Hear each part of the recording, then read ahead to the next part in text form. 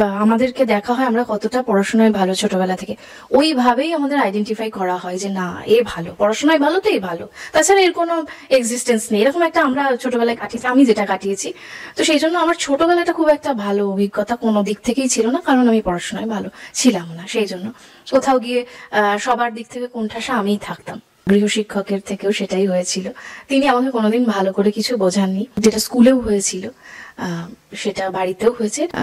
উনি যদি আমাকে মেন্টালি একটু সাপোর্ট করতেন, ইভেন যারা পিছিয়ে পড়া স্টুডেন্ট তাদের সাথে টিচারদের একটু ভালো ইন্টারাকশন হওয়া উচিত, তাহলে তারা অনেক বেশি মানসিকভাবে ভালো হতে পারে। কারণ আজকে যে আমার মানসিক যে প্রবলেমগুলো আমি পরে হয়েছে আমার, তো সেগুলো কোথাও গিয়ে বিন্দু বিন্দু বিন্দু হতে হতেই তো সিন্ধু হয়।